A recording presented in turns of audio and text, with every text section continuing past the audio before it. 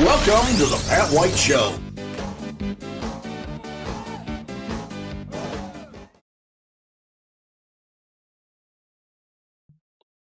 Well, the shutdown of the United States government continues. And right now it's approaching the longest one in history, which was 17 days.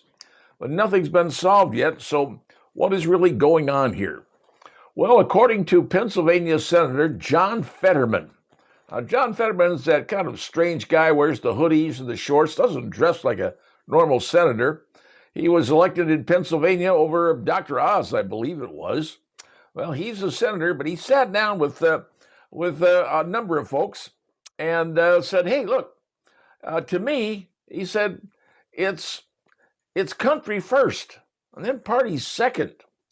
So he was talking to Bill O'Reilly, among other folks, and he said, "Look," he said, I'm the only Democrat in my family. I grew up with a family of nothing but conservatives." He said, "But the problem here going on in government right now, this was a deal done by the Democrats. The Democrats wanted this thing to sunset in December of 2025. And this goes back to the COVID years. Well, let me take you back even a little farther than that. Back when Obamacare got started, the Affordable Care Act, I think is what it was called, it mandated that everybody in the United States had to have health care. You had to have it. And if you didn't, you're going to face some sort of penalty, financial or whatever it was.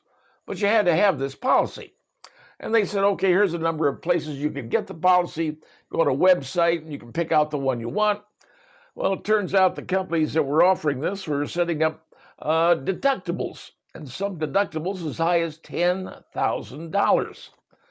Now, that means that you had to spend about $10,000 on medical care for your family before the insurance ever kicked in.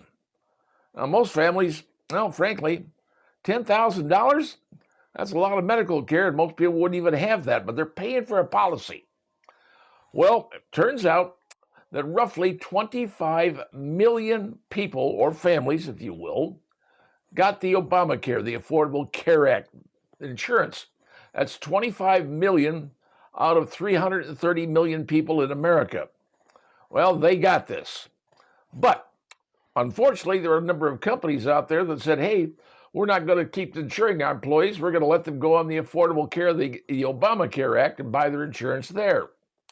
All right. Then COVID hit in 2020. At the time they did the insurance thing, you had to have up to $150,000. They would subsidize your medical care, your insurance. Congress voted and said, okay, if you're earning family income up to $150,000 a year, which is like $65,000 per husband and wife, you did that, then what happens was we'll subsidize it. A certain amount of money will cover in your taxes, and you could write that off in your taxes and get a bigger tax return to cover the cost of your insurance. All right, then COVID hit. They said, this is going to affect a lot more people, so they essentially raised the limit. Well, now, folks, there are people making as much as $500,000 getting Obamacare and getting a subsidy paid to them in their taxes. Well, the Democrats put down a stop on that. They said it was a sunset, they call it. Sunset legislation says the subsidies would stop December of 2025, which is just in a few months. Well, that's the whole contention of why the government shut down. You see, the continuing resolution of the Republicans said, let's just keep everything going the same way it is, not change anything. Let's just have a continuing resolution, and it'll last for 7 weeks. And during that time, we can talk about the subsidy deal you've got going on that's going to end in December. Democrats said, no, we're not doing that. No, we're going to hold America hostage because we want those subsidies continued, because if they go away, people's health insurance for that 25 million people, their health insurance is going to quadruple or whatever, and we will lose those votes. Understand that. We will lose those votes, and ultimately the Obama healthcare plan will crumble, literally crumble, and have to be replaced with something else, hopefully better. Can't tell you if it will be better or not because I don't know. But right now, what we're looking at is a situation where the government is being held hostage because they're saying 25 million people will lose their votes, and the healthcare system that we fashioned with Obamacare back in 2013 will be squashed. It'll go away. It'll be dead. We'll have to find something else. There's the gist of what's going on. Whether you like it or not, that's what happened. That's why this is continuing on and on and on. When will it end? I have no idea. But now you understand they're worried about the votes of 25 million people out of 330 million people in America. And those votes could determine what party maintains control or has control for the next, 5, 10 years, maybe longer. Obamacare, the Affordable Care Act, and subsidies. That's what this government shutdown is all about. And now you know.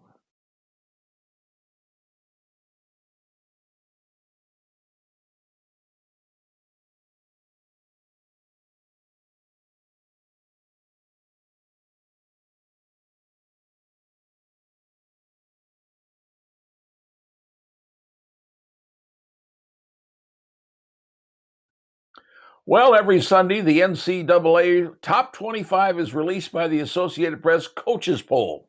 This is the poll of all the coaches in the NCAA saying who's the best team, who are the best teams, and they rank them 1 through 25. Well, their new ratings just came out today, and as normal, guess who's number one? Ohio State, the Buckeyes, and they have been number one for many, many times over many, many years. They are considered one of the greatest football teams playing in the NCAA.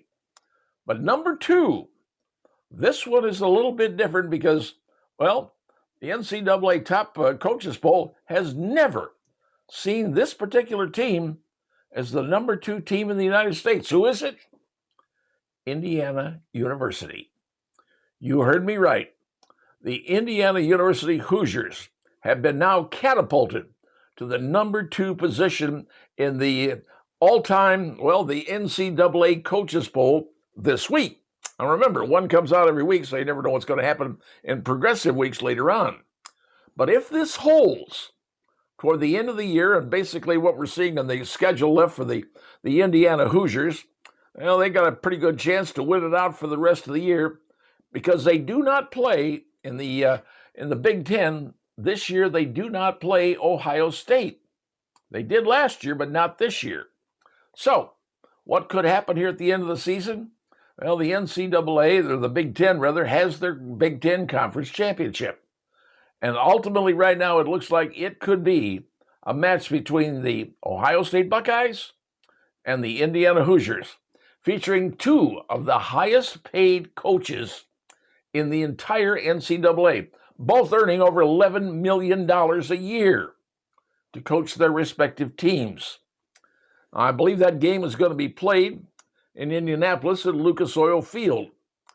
And that should determine who's going to go on to the NCAA football championships. Could it be both?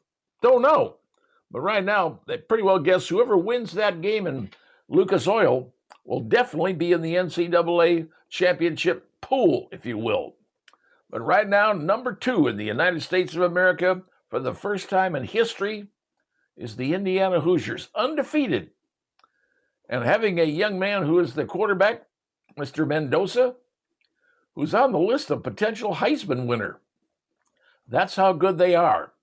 And if you've seen the team play, they're actually pretty doggone good. Can they win it all? Can they beat Ohio State? Nobody knows yet. But right now it appears that those two teams could end up in the Big Ten championship at the end of the season to determine who goes on to the national championship. Could it be Ohio State or Indiana? Or maybe both? Nobody knows right now. But it will be very interesting. And now you know, IU, number two in America, thanks to the Associated Press Coaches Poll that just came out.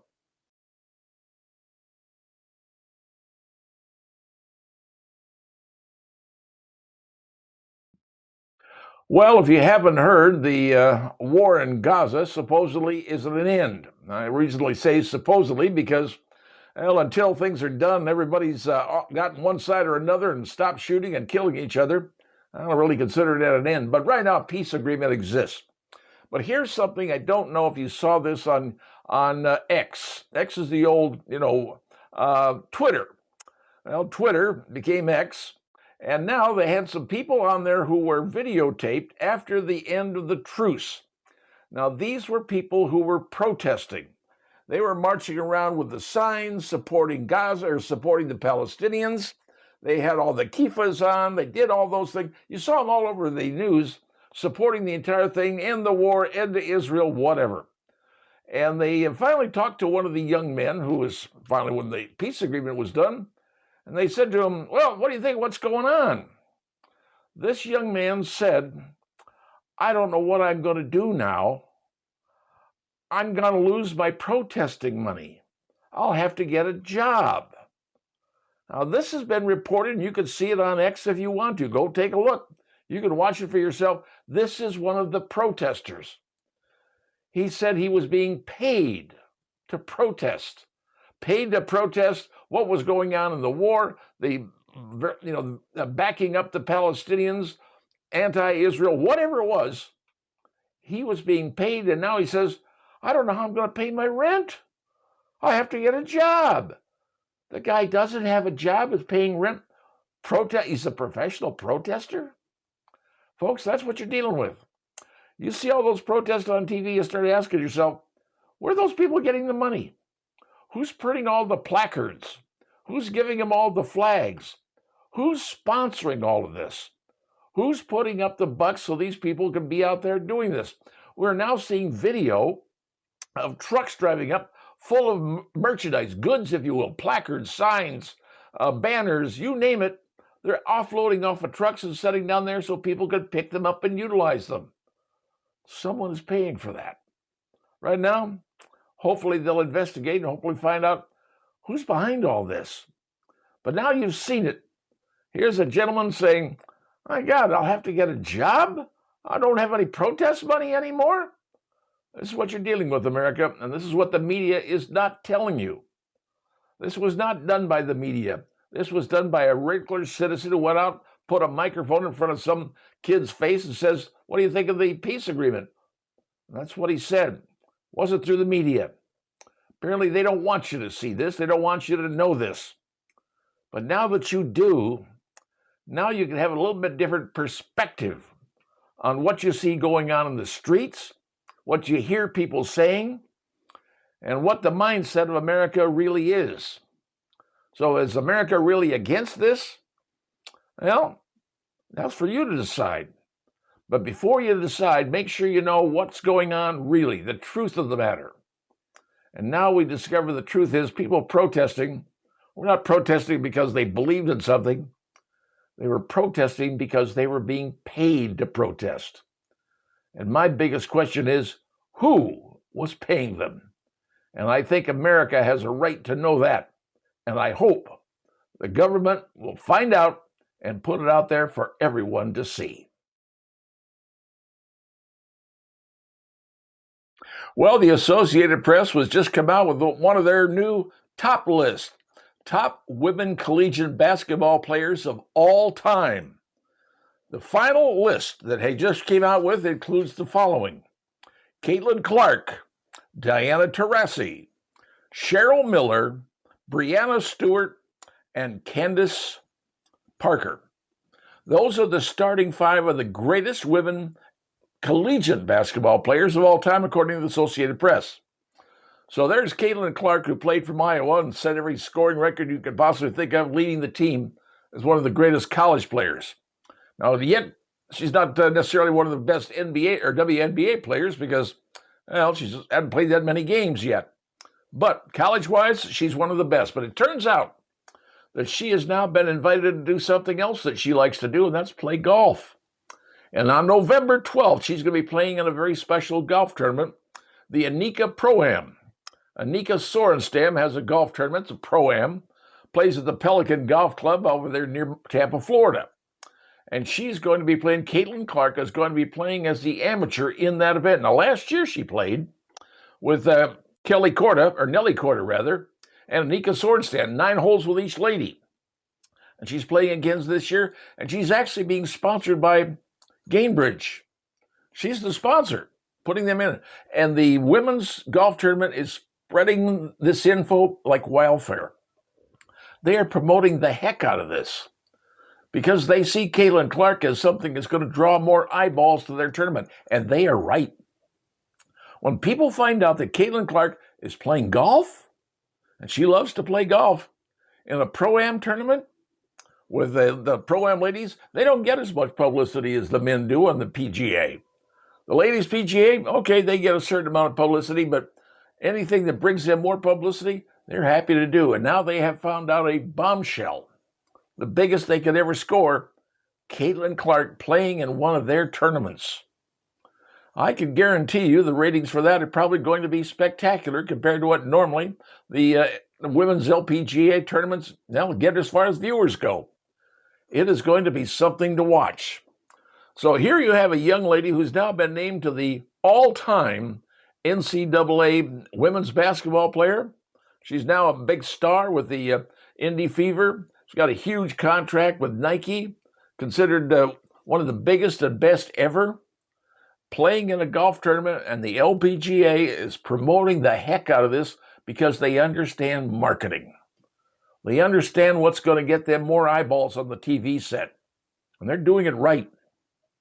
So there's Caitlin Clark. Going to be playing with the ladies in an LPGA tournament of Pro-Am. Sort of like they have the Pro-Am, the PGA has their big Pro-Am out there on the West Coast, playing up there next to the ocean, the forest and the ocean and everything else. All right, that's great. And people do watch it because there's stars involved. That's fine. Now there's a big star involved with the ladies. Caitlin Clark, November the 12th, playing in the Anika Pro-Am at Pelican Golf Club. You're going to watch? The chances are you may tune in. And we will find out if the numbers bear that out. The LPGA is saying we need some star power, and they're bringing it in. Caitlin Clark, smart marketing, ladies. Very smart marketing. Well, if you think you've heard them all, here's one you probably haven't heard. The governor of California, Gavin Newsom, has just signed legislation that outlaws, and I mean bans, the sale of one particular brand of firearm in the state of California. Now, I realize that firearms are all over the place. There's millions of them exist in America. But the state of California has just banned one particular brand from being sold in the state starting effective January 1st. That brand, they say, it can no longer be sold in California, is Glock. Now, Glock is the #1 maker of firearms, well, in the United States.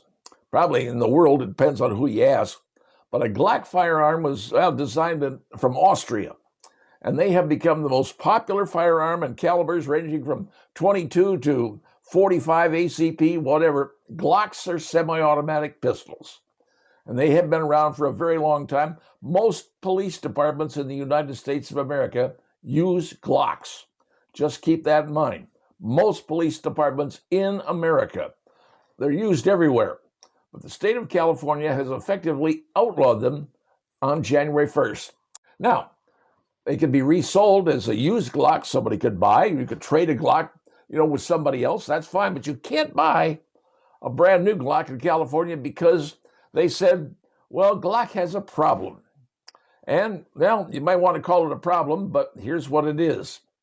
Someone figured out the triggering system on a Glock and figured out, if I manufacture a little part in that Glock, I can set down, put inside the Glock, and instead of one bullet going off every time I pull the trigger, because a Glock is a semi-automatic handgun, one trigger pull, one shot. And then it resets, the trigger resets, sear resets, everything resets for the next time you pull the trigger. Well, if I can manufacture this little product, little tiny thing, and I can insert it inside the Glock, every time I pull the trigger, it's not going to reset itself. It's going to keep shooting. And it's going to shoot just like a machine gun. You pull the trigger, you hold it down, it's going to fire every round inside the magazine, up to like 30 rounds. It's called a switch. Switches have been around for a number of years, and they are illegal everywhere in the United States. Illegal totally. But the state of California says, well, because they can put a switch in a Glock, we are outlawing the gun itself. Well, here's something to know, folks. That switch I have seen demonstrated in other brands of guns. Yes. So if you think that Glock's the only one who's going to have to redesign their entire shooting assembly and their entire trigger mechanism, don't kid yourself. I've seen other handguns. They've taken and basically put the same part in, and that gun functions just like a machine gun itself. So Glock's not the only one that has that capability. Now, they're saying, well, we do that, it's going to solve problems because the criminals won't be able to do it anymore. Give me a break.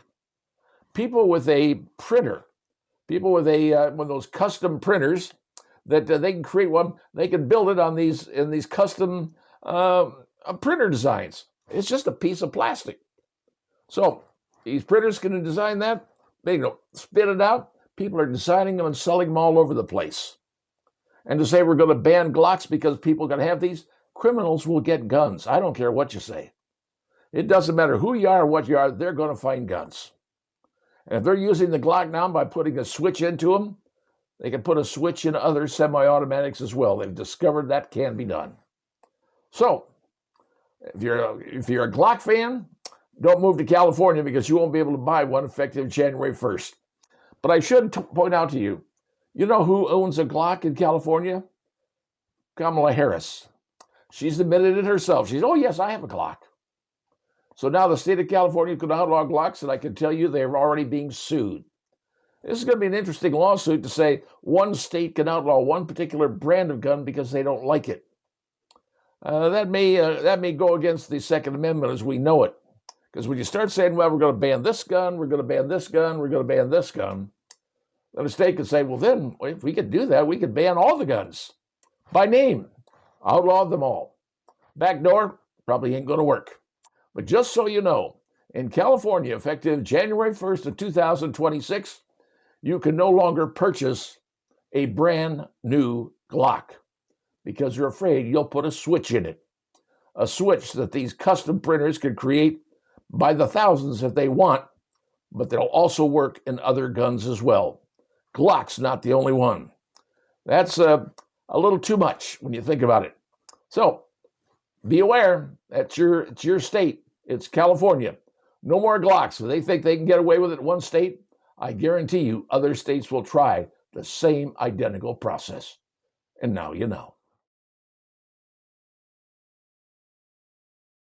Well, allow me to give you a bit of a history lesson involving the United States Air Force, or namely a portion of the United States Air Force, better known as the Strategic Air Command.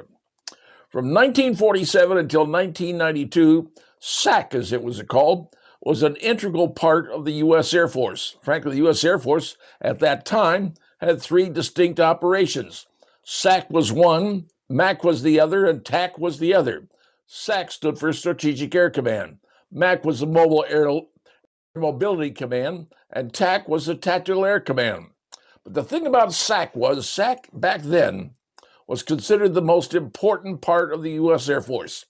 It was commanded by Curtis LeMay, and he became the Air Force Chief of Staff, and he was probably one of the most feared men in the entire United States Air Force because, well, when he walked around, he was smoking illegal back in those days because you're around jet fuel. That's what Curtis LeMay. And people lived in fear of his airplane showing up from the middle of whenever and conducting an ORI, better known as an Operational Readiness Inspection. Those are the things most feared in SAC. SAC at that time had, are you ready? 316 B-52s. And they carried nuclear bombs prepared to destroy the entire world if necessary. There was 56 F-111s. They also carried nukes. 14 EC-135s, the looking glass airplanes. 615 airborne tankers, KC-135s. 48 Titan II missiles, which they controlled. And 1,000 Minuteman II and Minuteman III ICBMs. That was all controlled by one man and one department of the United States Air Force known as the Strategic Air Command. Now, I myself had the opportunity to fly with SAC from 1970 to 1975. Flew a couple of airplanes and was the EC-135 Looking Glass and the KC-135 Tanker.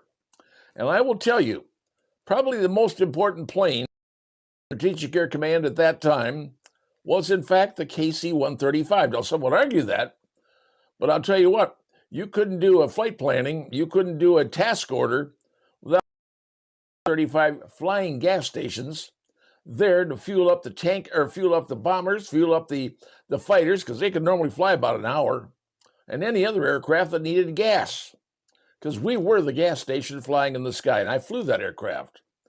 And back in those days, you could carry around 200,000 pounds of gasoline. And you could fuel up a lot of airplanes, and that's what we did. But the purpose of SAC back in those days was mutually assured destruction. It was called MAD, M-A-D. And that was, if the Russians decided they want to get themselves into a third world war, we were going to end it, and we were going to end humanity, frankly, because with that many B-52s, that many F-111s, and everything else we had in the ICBMs, 1,000 Minutemen, we could destroy the world.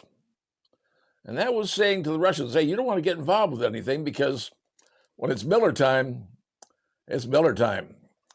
And frankly, that was a very difficult time in those years, because that was called the Cold War. And the Cold War existed. And then, ultimately, when the Berlin Wall came down and Ronald Reagan got in, he ended the Cold War back in 92. SAC was dismantled, and the missiles kind of went away, and the airplanes were distributed to the various other commands. 1987 till 1992, Curtis LeMay ran the Strategic Command. He ran it with an iron fist. Those who served under him were prepared. And the biggest thing he had to deal with was being the night and scrambling your airplane, because you had to get your airplane off the ground in roughly 15 minutes or less. Because if missiles were incoming, they were going to hit. You want to be in the air before they hit. And that was the game.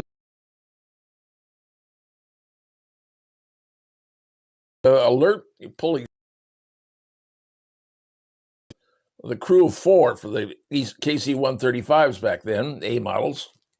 You had a pilot, a navigator, and a boom operator. That was the crew. And you were together the entire time. 7 straight day and night, living in a great big giant concrete building, and ready for when the alarm went off. That was how it was back in those days. Those days are gone now. And frankly, it's a concern to somebody that maybe we aren't as ready as we need to be in case something else happens. Now, I know we're trying to bring it back. SAC will never come back in its original fashion, if you will. Simply, we don't do some of those things anymore. And now, things are different. But for anybody who served in the Strategic Air Command, SAC, during that time period of the Cold War, those are people that lived a life and did things that, well, frankly, many others couldn't do or wouldn't do. But they put their lives on the line because they knew if the flag went up, everything could end. That's how it was if you flew in the Strategic Air Command.